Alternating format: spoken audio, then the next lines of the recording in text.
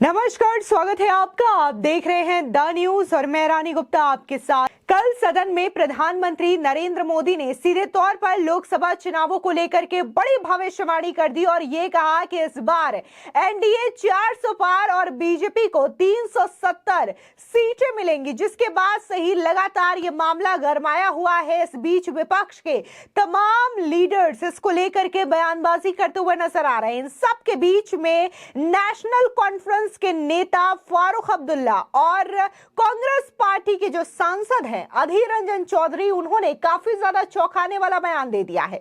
दरअसल अगर हम बात जम्मू कश्मीर के पूर्व मुख्यमंत्री फारूक अब्दुल्ला की करें तो उन्होंने साफ तौर से यह कह दिया कि जो पीएम मोदी बोलते हैं वो होता है। तो वहीं दूसरी ओर अगर हम बात कांग्रेस के सांसद अधीर रंजन चौधरी की करें तो उनका कहना यह है कि क्या बीजेपी ने आर्टिकल 370 हटाया है तो इसका मतलब यह है कि उन्हें 370 सीटें मिल जाएंगी। आपको बता दें कि लगातार जिस तरीके से प्रधानमंत्री मोदी ने कल सदन में यह बड़ा पलटवार किया और सीधे तौर पर विपक्ष को यह कह दिया कि अगली बार जब तीसरे टर्म की सरकार बनेगी तो शायद ये विपक्ष जो है वो दर्शक दीर्घा में बैठा हुआ नजर आएगा।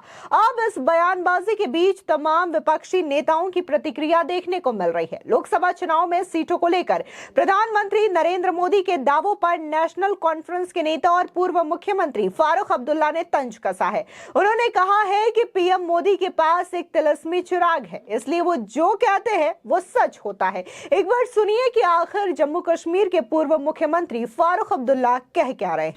मैं इसमें कुछ नहीं कहूँगा, उनके पास तिलिस्मी चिराग है, वो जो बोलते हैं हो सकता है वही होगा। आपको बता दें इसी के साथ ही उन्होंने आगे ये भी कहा है कि मैं इसमें कुछ नहीं कहूंगा, उनके पास तिलिस्मी चिराग है, वो जो बोलते हैं वो हो सकता है। साथ ही एक और सवाल उनसे पूछा गया कि जम्मू कश्मीर चुनाव में क्या बीजेपी को वोट मिलने वाला है। इसका जवाब देते हुए फारूक अब्दुल्ला कहते हैं कि वो नहीं जानते, वो वक्ता बताएंगे कि क्या होगा क्या नहीं होगा। आपको बता दें कि पीएम मोदी के इसी दावे पर कांग्रेस सांसद अधीर रंजन चौधरी ने भी सवाल उठाए हैं।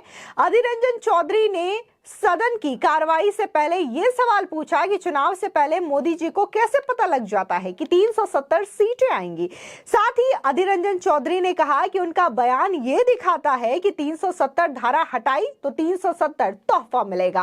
अगर कोई दावों के साथ ये कह रहा है इसका मतलब अंदर कोई राज छुपा हुआ है जो ईवीएम में छिपा है।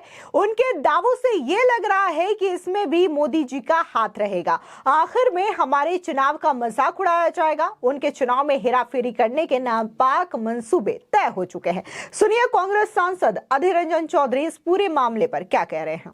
चुनाव होने के पहले मोदी जी को कैसे पता लगता है कि 370 आ जाएगी, तो दिखाते हैं कि 370 धारा हटाई, इसका मतलब 370 उनको तोहफा मिलेगी।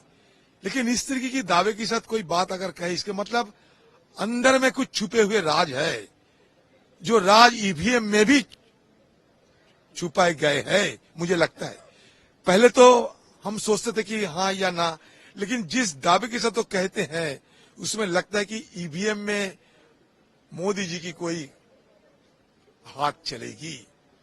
एक के बाद एक सारे हमारा प्रतिष्ठान तो कब्जे में कर ही रहे हैं। अंत में लगता है कि हमारे चुनाव भी और चुनाव का भी मजाक उड़ाया जाएगा ये हिंदुस्तान में। इसीलिए उसी का ही आगाज करते हुए मोदी जी कह रहे हैं कि चुनाव के पहले आम लोगों को अपना मत रखने का पहले देश की एक प्रधानमंत्री की इस तरीके की संख्या की बात कर दे 370 या 400 पार, तो इसमें लगता है कि आम लोगों की वोट देने की अधिकार बका ही सही तरीके से रहेगा या नहीं रहेगा। मुझे ये बड़ा शंका की पैदा हो रहा है मेरे मन में, क्योंकि कैसे ये बोल सकते। देखो कोई भी वोट हो, ये हमारा जेब की तो फिक्स डिपॉजिट नहीं है। आम लोगों की वोट किसी नेता की जेब में रखते हुए फिक्स डिपॉजिट तो नहीं है। लेकिन वो कैसे कह सकते दी। आपको बता दें, दरअसल पीएम मोदी ने सोमवार यानी कि 5 फरवरी को बड़ा दावा करते हुए ये कहा कि देश बीजेपी को 370 सीटें अवश्य देगी। लोकसभा में राष्ट्रपति के अभिभाषण पर धन्यवाद प्रस्ताव पर चर्चा के जवाब में प्रधानमंत्री मोदी ने कहा कि हमारी सरकार का तीसरा कार्यकाल भी बहुत दूर नहीं है, ज्यादा से ज्यादा 100-125 दिन रह गए हैं। मैं आमतौर पर आंकड़ों के चक्कर में नहीं पड़ता, लेकिन मैं देश का मिजाज देख रहा हूं कि वो एनडीए को 400 सीटें पार करा के रहेगा। देश बीजेपी को 370 सीटें अवश्य देगा। एक बार आप खुद सुनिए कि आखिर प्रधानमंत्री मोदी सदन में क्या दावे कर रहे हैं तीसरी टर्म की सरकार को लेकर। के गांव-गांव ने, देश के कोटि-कोटि जनों ने विकसित भारत की संकल्प यात्रा देखी है और सैचुरेशन के पीछे कितनी मेहनत की जाती है, उसके हक की चीज उसको मिले, उसके दरवाजे दस्तक देकर के देने का प्रयास देश पहली बार देख रहा है। आदरणीय अध्यक्ष जी, भगवान राम, आदरणीय अध्यक्ष जी, भगवान राम न सिर्फ अपने घर लौटे, बल्कि एक ऐसे मंदिर का निर्माण हुआ जो भारत की महान सांस्कृतिक परंपरा को नई ऊर्जा देता रहेगा।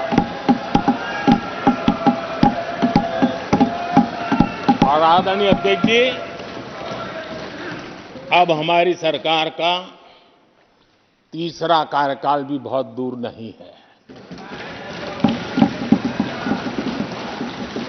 ज्यादा से ज्यादा 100-125 दिन बाकी है। और अब की बार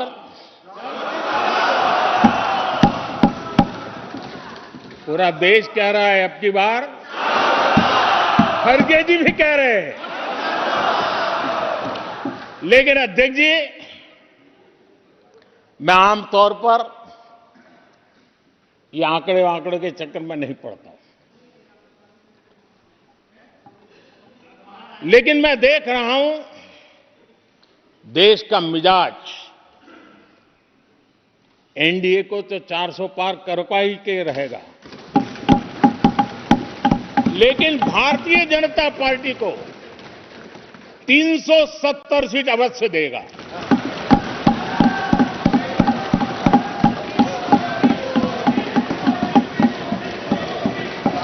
बीजेपी को 370 सीट और एनडीए को 400 पार।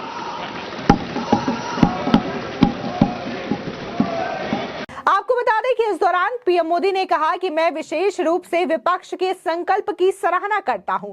उन्होंने लंबे अरसे तक यहां बैठने का संकल्प ले लिया है। आप कई दशक तक जैसे यहां पर बैठे थे, वैसे ही कई दशक तक आपके वहां बैठने की संकल्प को जनता जरूर आशीर्वाद देगी। बता दें, दरअसल पीएम मोदी के इस बयान के बाद विपक्षी दलों ने निशाना साधा है। कांग्रेस के सांसद मणिक्कम टैगोर ने मोदी पर तंज कसते हुए पूछा कि अगर उनकी पार्टी चुनाव में 370 सीट का आंकड़ा हासिल करने से चूक गई तो क्या वो शपथ नहीं लेंगे। उन्होंने कहा कि अगर वे 370 का आंकड़ा नहीं छूते तो क्या मोदी शपथ नहीं लेंगे। उन्हें पहले जवाब देना चाहिए। बीजेपी का इस तरीके का सपना हमेशा विफल रहा है। बता दें, दरअसल 100 मिनट की स्पीच में पीएम मोदी ने कांग्रेस, परिवारवाद, भ्रष्टाचार, रोजगार, महंगाई, राम मंदिर, पर्यटन, महिला, किसान, युवा, विपक्षी गठबंधन और 10 साल के यूपीए बनाम एनडीए सरकार के कामकाज पर अपनी बात रखी। पीएम मोदी ने कहा कि एक ही प्रोडक्ट को कई बार लॉन्च करने के चक्कर में कांग्रेस की दुकान पर अब ताला पड़ने की नौबत आ चुकी है। यहां पर बिना नाम लिए प्रधानमंत्री मोदी ने सीधे तौर पर कांग्रेस पार्टी पर तो तंज कसा ही, लेकिन राहुल गांधी पर भी बड़ा हमला कर दिया। आपको बता दें है कि प्रधानमंत्री मोदी ने न सिर्फ इंडिया अलायंस को लेकर के हमला बोला है, बल्कि उन्होंने भ्रष्टाचार को लेकर के भी हमला बोला और सीधे तौर पर यह कहा कि जिनका आरोप सिद्ध हो चुका है, जिन्होंने सलाखों के पीछे न जाने कितने वक्त बिताए हैं, जो पैरोल पर बाहर आता है और उसको ये विपक्षी दल के लोग, ये कांग्रेस के लोग अपने साथ रख करके आखिर जनता को क्या दिखाना चाहते हैं, क्या संदेश देना चाहते हैं। खैर, जिन पर आरोप लगा हुआ है उनकी बात अलग है, लेकिन जिनका भ्रष्टाचार सिद्ध हो चुका है, आरोप सिद्ध हो चुका है, उसका बचाव आखिर क्यों किया जा रहा है। तो ये बड़ा हमला बोला गया है परिवारवाद से लेकर के भ्रष्टाचार और साथ ही कांग्रेस पार्टी पर कि आखिर एक ही प्रोडक्ट को कितनी बार लॉन्च करने का ये प्रयास किया जाएगा। फिलहाल इस पूरे मामले पर आपकी क्या राय है, हमारे कमेंट सेक्शन में जरूर बताएं। धन्यवाद।